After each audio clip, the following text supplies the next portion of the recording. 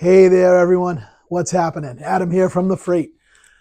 I wanted to take a quick minute and do a video about the new Johnny Blue Skies record, aka Sturgil Simpson, his kind of alter ego there.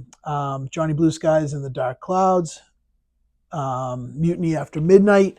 This is a record that a lot of people are talking about and enjoying, and I wanted to go through some of my thoughts on it and also a couple of issues I have with it, to be honest. Not necessarily the music, the pressing and quality control itself. So let's get right into it. Okay, so this is a record that I give Sturgill Simpson, Johnny Blue Skies, all the credit in the world for doing, for lots of different reasons. The main reason is, as you guys may or may not know, The Freight is a band that I'm in, that I lead, and releasing music in today's musical climate is very challenging for so many reasons. Streaming, the chief of them. It's really hard to manage sound quality with streaming. I know it's gotten better, but it's still not, I think, typically what an artist who really cares about sound necessarily wants. And I think getting things out in a physical format is a great way to achieve what an artist might want something to sound like. And that's different for everybody. I'm sort of generalizing, but I'm speaking for myself. The more music we release, the more I truly care about what it sounds like, and it's almost as important for me for it to sound good on physical media as it is for just recording it and getting it laid down. For people to hear anyway. It really is important to me. So I give him all the credit in the world because he released this in physical media only. On his website, Sturgill Simpson or Johnny Blue Skies, you can get copies of this in black vinyl, which I have. There was also some limited runs that came out that might be gone now, of some clear variants and a colored one and that kind of things that might have already sold out, I believe. But also there are CDs and you can get a tape of this. This is not out on streaming. As of right now, it's not. And I don't know if there's plans to do that in the future or not. But either way, I love that he did this as a physical media release. I give him all the props in the world for that. In today's musical climate, that is beautiful and inspiring to do something like that, especially for an artist of his stature. And I think that's why there's so much buzz around this record. That, and it's a really good musical record. I really enjoy the hell out of it. So, if you know Sturgill Simpson, his music is quite varied. I have to admit, I've been aware of Sturgill Simpson, for a decade now, and he's come across my musical radar several times over the last X amount of years. I never invested any kind of extended period of time of diving into him. He always, in my mind wrongly, during 10, 15 years ago when he's been coming out and releasing records, in my mind, I always sort of just grouped him in with other country artists, wrongfully so, because he's so much more than that.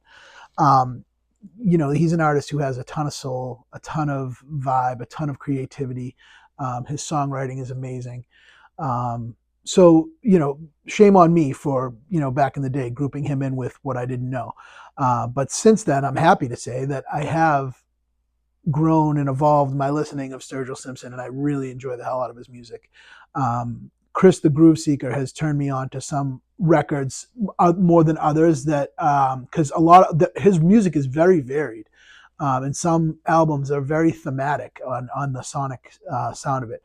I do have to say, even with this one, my favorite remains, Sailor's Guide to Earth. That record is just mind-blowingly good. I do like it significantly more than this one, but this is a very great record too. But that's Sailor's Guide to Earth that's another level for me. That record is incredible. The latest Rhino Reserve, which I did a video about, pick that up if you are interested. That's a great record. Sounds great too. Anyway, back to this. So, giving Sturgill Simpson all the credit that he deserves for this physical release, And this is like another step in a direction for him that he wanted to go musically. He really wanted to create a band and go back to a music of a way of making music, like with a band, laying down grooves, bringing in some of his songwriting. This has lots of different angles on this for songwriting. There's some politically driven songs. There's some songs about love in there. There's some songs about drugs and rock and roll in there. It's quite a variety in this record.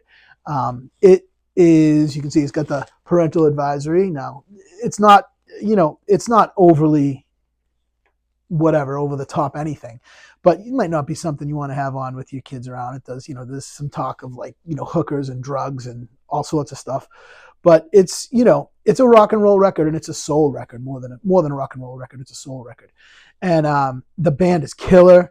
You can see they all have pseudonyms. Where is it? Right here. They're all under their names there, different names that they're going by. But this is a killer band. I'll pull back so you can hopefully see the whole record here in the back. It was mastered by, is it Max Weinberg? I'm going to check it out.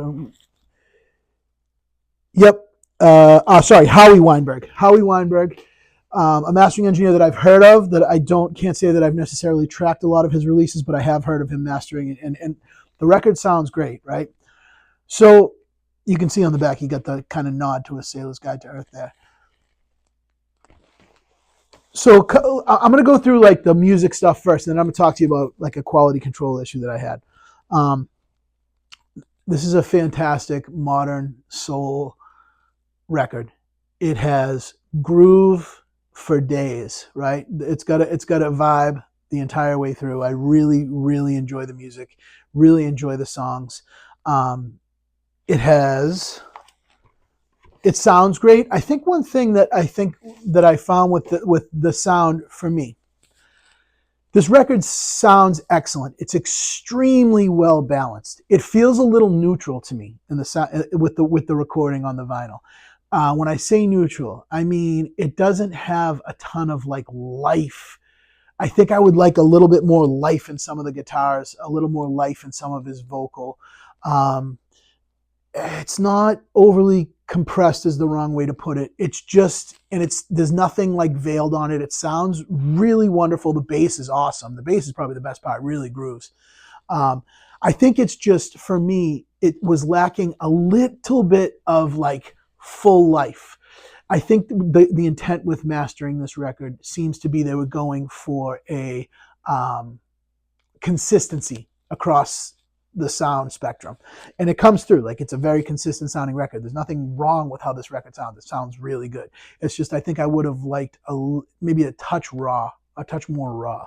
I think would have suited it. But it's fantastic. It's overall a great release. Super enjoyable music.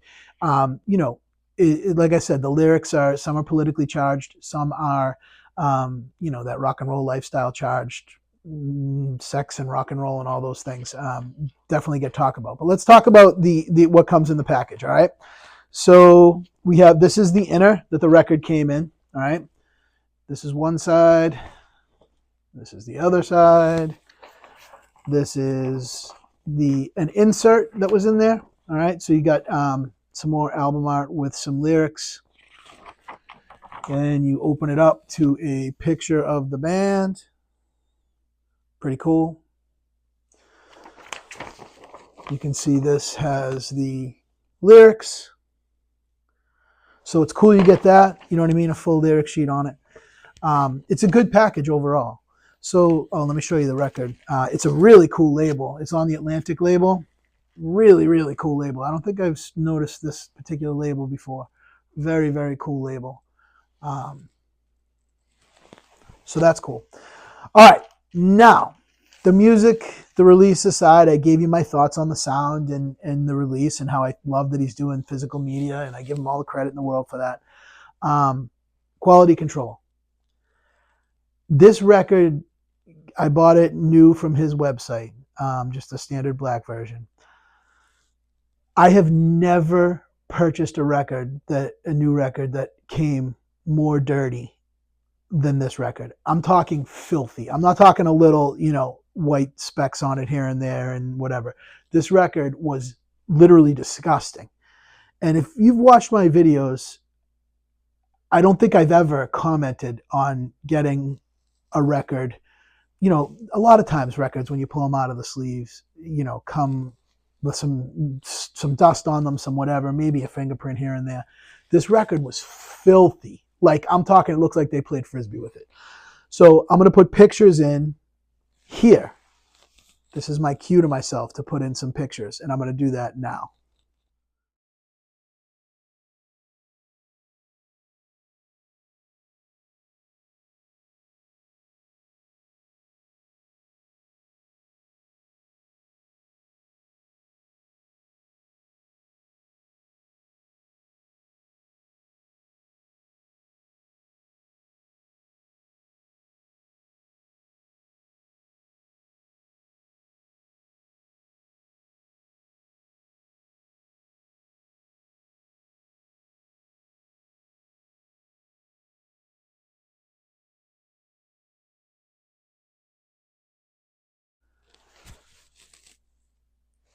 So with that, I hope you can see, like, we're talking about more than dust, like grime, legit grime on the record, oily residue, unbelievable fingerprints, dust, dirt, like unbelievable. Like, I really can't believe it. Now, I threw away the shrink wrap. There was no hype sticker on it, so I took it out of the shrink wrap. I do that if there's no hype sticker typically. And so I threw away the shrink, but I do vaguely remember there being some kind of, like, on the shrink. If you guys have ever seen this, it's like it says, like, in very light writing on one of the seams, it would say, like, made in Germany or made in Mexico or whatever, in like a computer font. It has nothing to do with like the sort of record release itself. It's just like a generic thing that comes out on some of the shrink. And I believe, if I could be wrong, so correct me if I'm wrong in the comments. Maybe you still have your shrink on yours. Somewhere it said, maybe, like, I want to say it might have said made in Mexico, or made in Germany or something. I don't know. In Germany, I would think it would be Palace, which would be good, but this was not that. Anyway, I don't know where this was pressed, is the bottom line. I don't have a definitive answer on that, but it was a real issue, and you can see by those pictures. I contacted them, so that was right out of the gate. So I cleaned it up, and then I got it on the turntable, and it was warped. Huge bummer. I was so bummed out, and it was like, it wasn't an insane warp, but it was definitely a warp where it was bouncing, right? So I listened to it yesterday. I listened to it twice. I put it in the. I have a record flattener. It's not a crazy, fancy, expensive, $1,000 machine or multi-$1,000 machine. It's just, one of the cheaper versions. And sometimes it works to flatten records. Sometimes it doesn't. It's like a hit or miss thing. Sometimes it works a little. Sometimes it works great. Honestly, you never know. You just got to kind of do it and see what happens. So I put it in. I actually left it for a good few hours, almost overnight, for like 4 or 5 hours. And at a lower temperature. Anyway, whatever. You don't need to know those details. We can talk about that in another video. But I've done it enough times to know how to control it, and I have it kind of down to what works and what doesn't. But anyway, come out this morning, put it on again this morning, and it was better. It was definitely better. I would say, 90% of the warp out. Little bit of a raise and lower when I play it still. So I contacted customer support. Don't have a word yet back on what they're going to say, but I let them know about how, like, disgusting the record was. Like, I would never complain ever. I never have complained about customer service about a record before arriving dirty. I've never seen a record so dirty. It was like, it blew my mind how filthy and disgusting this record was. Oily residue, scuff marks, white stuff all over it.